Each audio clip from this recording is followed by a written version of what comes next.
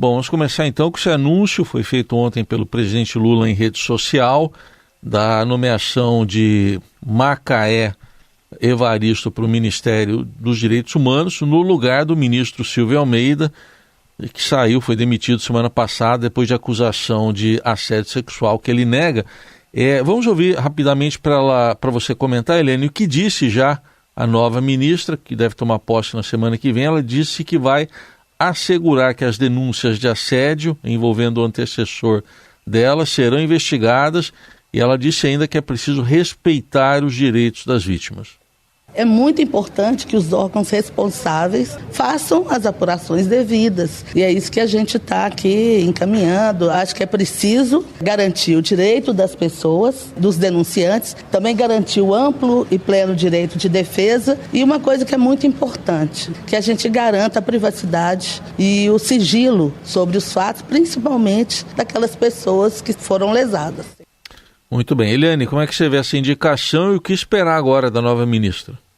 Pois é, a primeira coisa a registrar é a rapidez com que o presidente Lula decidiu tudo, né? Porque essa história do assédio sexual do então ministro Silvio Almeida sobre a ministra da Igualdade Racial, Aniele Franco, isso tudo estourou na quinta-feira já à noitinha, né? E na sexta-feira o presidente Lula já demitiu o ministro Silvio Almeida e na segunda-feira já tinha o nome e já indicava, já nomeava e já publicava no Diário Oficial o nome de Macaé Evaristo. Foi tudo muito rápido, por quê? Porque na avaliação do governo, do Palácio do Planalto sobretudo, é um episódio muito desgastante que, como eu disse na coluna do Estadão, mexe na alma do governo. É um governo do PT que foi criado em 1980 ali sob o símbolo da inclusão social, contra o racismo, contra a discriminação, contra o machismo. Então, realmente o Lula foi bem rápido. Agora, é interessante a definição do perfil, porque a presidente do PT, Gleisi Hoffmann, esteve com o presidente Lula já no domingo, lá no Palácio da Alvorada, que é a residência oficial do presidente, e os dois traçaram esse perfil. Tinha que ser mulher, tinha que ser negra, né? E tinha que ser do PT. Por quê? Primeiro porque o Lula fez aquela foto da posse com 10 mulheres, era o maior número de mulheres, aliás eram 11 mulheres na posse desse terceiro mandato. É o maior número de mulheres de um governo, mesmo maior do que no governo Dilma Rousseff, que ela mesma era uma mulher, ela a presidente. E depois, né, entre os 3 primeiros demitidos do governo, 2 foram mulheres. A Ana Moser, dos Esportes, e a Daniela do Vaguinho, que era a ministra do Turismo. Então, era preciso compensar esse número de mulheres, até porque no Supremo Tribunal Federal o Lula não indicou uma mulher, ficaram 11 ministros, sendo 10 homens e apenas uma mulher, que é a Carmen Lúcia. Então precisava ser mulher. Recuperar o número de mulheres aí nos ministérios. Segundo, negra. Por quê? Porque os 2 pivôs da crise são 2 negros, né? O Silvio Almeida e a Aniele Franco. Então precisava ser uma mulher negra. E do PT, né? Porque é uma área muito cara ao PT, né? E aí a Gleisi Hoffmann entrou com o seu peso, com o peso do partido, e o Lula rapidamente aqueceu. Portanto, temos aí a Macaé Evaristo, que foi secretária de Direitos Humanos em Minas Gerais e também da educação. Ela é ligada também à educação e tem um problema, né? Um probleminha, que ela é acusada de superfaturamento em uniformes escolares, um superfaturamento de 6,5 milhões de reais. Mas o Lula deve ter estudado essa situação e enfim, avaliado que era uma denúncia menor ou que não tinha muito sentido. Enfim, ele fechou os olhos para essa, vamos dizer assim, questão que ele considerou menor. Mas o fato é que a ministra agora ela vai mexer muito no Ministério de Direitos Humanos, até porque já há indícios de que o assédio cometido pelo então ministro Silvio Almeida, não foi o único. Há outros casos no Ministério, o Ministério está contaminado, então a primeira tarefa da ministra é descontaminar o ambiente no Ministério tão simbólico quanto o dos Direitos Humanos. Muito bem. Ministra que foi ouvida nessa reportagem do Estadão sobre essa questão, né, Eliane, que você está colocando do superfaturamento, ela disse que a licitação não foi diretamente da área dela, que estava tudo dentro da regularidade, mas enfim, ela ainda não foi julgada. Vamos continuar acompanhando. Outro assunto, hoje entra na pauta, se espera que entre na pauta, né, Eliane, apesar de os governistas tentarem de alguma forma obstruir ou talvez pedir vista, mas aquele projeto de anistiar os golpistas do dia 8 de janeiro, aliás, não é só do 8 de janeiro que eu estava lendo o projeto, né, ele retroage ali para aqueles protestos de caminhoneiros logo depois das eleições, né, em outubro de 2022, né, Eliane, anistia para eles. Pois é, o projeto que está em jogo, sim, ele retroage até outubro para dar uma anistia geral aos caminhoneiros que pararam o país, né? Quem sabe para aquele sujeito que tentou explodir o aeroporto de Brasília, aqueles outros que cercaram a sede da Polícia Federal, os que fizeram ali acampamento em torno do quartel-general do Exército, tudo isso. Mas o relator da proposta na Câmara já disse que não vai aprovar essa anistia geral e restrita. Ou seja, o relator pretende limitar o projeto aos que foram presos por causa dos crimes em 8 de janeiro.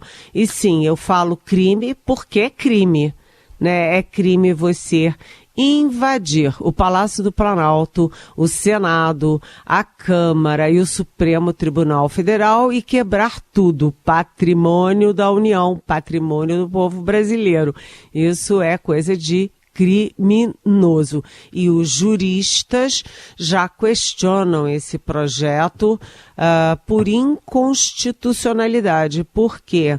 Porque quem é acusado, quem é condenado e preso por atentado ao Estado Democrático de Direito não tem direito à anistia. E o que aconteceu em 8 de janeiro foi um atentado ao Estado Democrático de Direito, às instituições, à própria democracia, enfim. É uma boa discussão. Eles estão levando hoje à tarde para a pauta da Comissão de Constituição e Justiça da Câmara dos Deputados, mas a tropa governista também está a postos, né? Porque isso tudo, olha só, hoje é terça-feira. A gente lembra que no sábado, no 7 de setembro, aquela manifestação bolsonarista em São Paulo tinha como grito de guerra, primeiro atacar o Alexandre de Moraes, né? E segundo, exatamente pedir a anistia dos criminosos. E aí isso foi no sábado e hoje, terça-feira, sábado, domingo, segunda, terça, 3 dias depois, já está na pauta da CCJ. Então os bolsonaristas articulados para tentar a anistia dos criminosos, mas a tropa governista também articulada para tentar pedir vistas e empurrar com a barriga. Aliás, isso tem sido uma comum na Câmara dos Deputados, né? Os bolsonaristas põem projetos absurdos em pauta e a tropa governistas sem força para anular, né? Simplesmente queimar esses projetos, empurra com a barriga com pedidos de vistas. É um atrás do outro e agora o projeto da anistia entra nessa toada também. Análise política direto de Brasília com Eliane Cantanhede. No seu comentário de agora, Eliane, você, além de falar aí da presença do presidente Lula hoje no Amazonas, você pode nos relatar como é que está a secura aí também, que aqui está uma coisa séria, que ontem São Paulo foi considerada a metrópole pela manhã com a pior qualidade de ar do mundo. Pois é, né, Heisen? Quando teve aquela enchente no Rio Grande do Sul, né, o Rio Grande do Sul debaixo d'água, a gente pensou, meu Deus, está parecendo o início do fim do mundo. E agora, o que dizer do que está acontecendo no Brasil? Né? 60% do território nacional, gente, 60% do território nacional envolto em fumaça. Aqui em Brasília, a gente sempre se orgulhou muito, né, do céu azul de Brasília, no ano inteiro, aquele céu lindo, azul. E eu, inclusive, tenho fotos da minha comadre, Graça Seligman, em casa, com o céu azul de Brasília. Não tem mais céu azul aqui. O céu está cinza. Os prédios, você só consegue ver metade dos prédios, tudo cinza, seco. Né? E a gente está vendo que isso ocorre no Brasil inteiro e São Paulo, né? A maior capital do país, né? O estado mais rico do país, né? Você está vendo o ar mais seco do mundo, o pior ar do mundo, juntando a seca, o calor, a fuligem, a queimada, né? Então, 81 parques em São Paulo já estão fechados há meses. A gente tem parques históricos que eu conheço e que, sabe, amo, estão no meu coração, que estão sendo dizimados, como a Chapada dos Veadeiros, como a Chapada dos Guimarães, lá em Mato Grosso. É uma coisa linda, maravilhosa, né? Aqui, gente, metade do Parque Nacional de Brasília, tudo sendo devorado, e isso não tem retorno. Se não previne, não tem como remediar. Sabe, dura décadas e décadas para recompor. Então, o presidente Lula está no Amazonas, né? Ele está levando ministros, claro, a ministra Marina Silva do Meio Ambiente, claro, o ministro Wellington Dias da área social, a ministra Nízia Trindade da Saúde. Por quê? Porque essa queimada tem vários prejuízos para o país. Além dos biomas, né? Você tem ali os biomas inteiros queimados, você tem a fauna.